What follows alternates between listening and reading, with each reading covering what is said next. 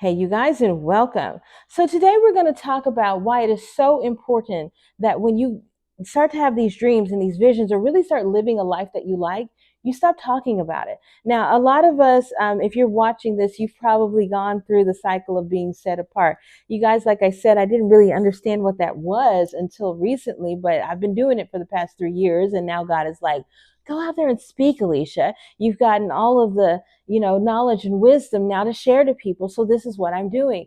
And one of the major lessons that I learned is that we create our own prisons, you guys, within our minds. It's our thoughts. Every single thing around you is a byproduct of something that you thought. From the wallpaper to the phone that you're holding to the video that you're watching, all of it began in your mind. And so if your mind is very restricting, then you're going to become very restricted and restrictive. Now, here's the thing. I Ever so often you'll just feel some darkness start to come over you. You're like, where is it coming from? Now, if you're in a negative environment, you know that it's probably coming from there. Maybe some people are talking and people are doing things and so forth, but you don't really see what's taking place because it's all verbally, and most of the time it's behind the scenes. But I want you to liken it to this. If you are in a bad mood and you say bad things and it's just all negativity, you become this little space of death. Now, when you're raging, you become this little space of dead grass, nothing grows here, and now I've got storm clouds above me.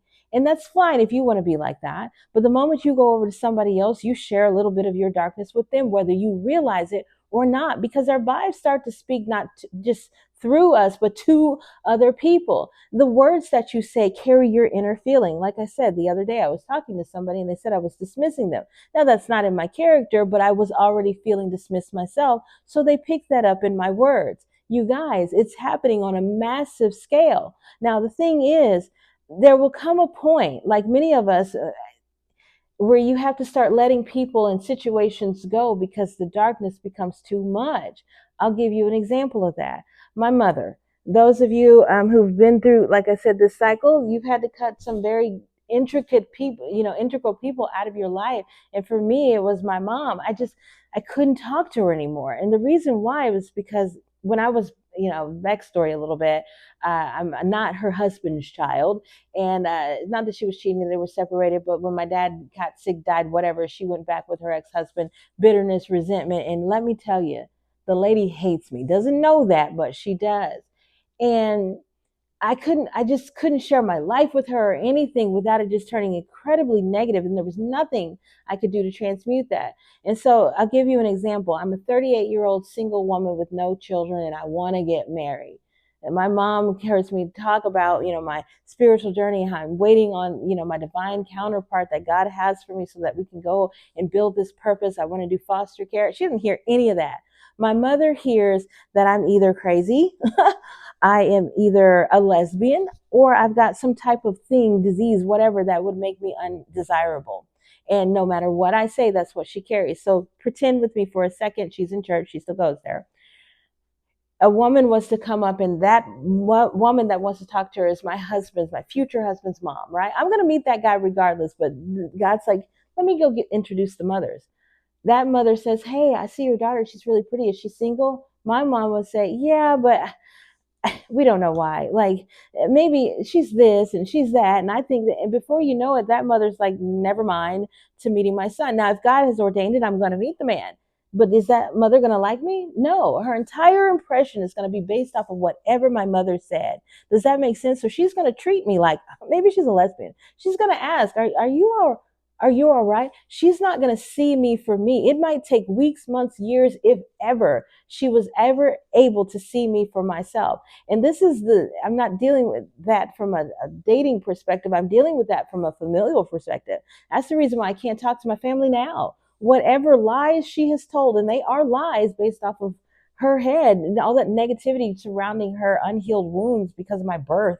Uh, she's just told everybody that I'm the worst person on the planet Earth. It doesn't matter how many missions I go on, how nice I am, the words that I have, they treat me like I am dirt. And so everybody had to get out of my situation. But what I didn't realize was that it was so much of that talking that created these very dark clouds that killed her space. and she gave that to other people. And the more that dark cloud just spread out to the point to where, listen, I can't come home. I can't do anything with you without having to experience death. I can't, nothing I do is going to grow here unless you stop becoming a storm. So a lot of times you don't recognize that all of this negativity that comes from other people's mouths, but it does. And so you have to get away from that. So, and it leads to what a lot of us went through with the whole, I don't talk to this person, and I can't go there, and I can't do that. Now, for me, I've watched God kind of orchestrate it to a point to where for the last 3 years, I haven't really been around anybody. So it was easier for me to keep myself in my own space and recognize that I'm saying and doing things that cause death in my life that won't let things grow here for me. And I did a lot of what they call grid work, just work on myself in order to become this light, because you need light to be able to grow. You need, and it's that growth that expands you, and it's that expansion that allows God to bring more into your space, because you have more, that expansion and the light allows you to see more of what God is doing and less of what you have simply going on in here. And the thing is, we create positive thoughts so that we can see more of what God is doing, so that we can attach ourselves more to what He's doing and less of what we're thinking. That's what this is all about. But you have to be rid of your thoughts and the thoughts of others before you start to see what God is doing. And then you can attach your actions to that. So, yeah, it's a very powerful thing, you guys. What we say out of our mouths, all of that negativity eventually, that's why they say it catches up to you, because eventually you spread it so far out there that no matter where you go, you are still stepping in darkness, because the light, no matter what, if you're storming like that, can't shine through it. So yes, you guys, it is imperative that you stop talking so much about your life, because you're giving people the opportunity to attach negativity to it, and eventually it will become such a dark cloud that it stops your own growth, it stops your own expansion, and you're stuck there in that pit. So yeah, I think I'm going to start, God just kind of wanted me to say a little video this morning and put it out there, but I'm going to put in some serious effort into writing this stuff down, because your girl could write a book could write a book about this, the you know, the awakening process to coming to the Lord, to really being able to live your purpose. And I'm going to take some time and actually I'm going to do it right. So I thank you guys for being here today, and I will see you tomorrow.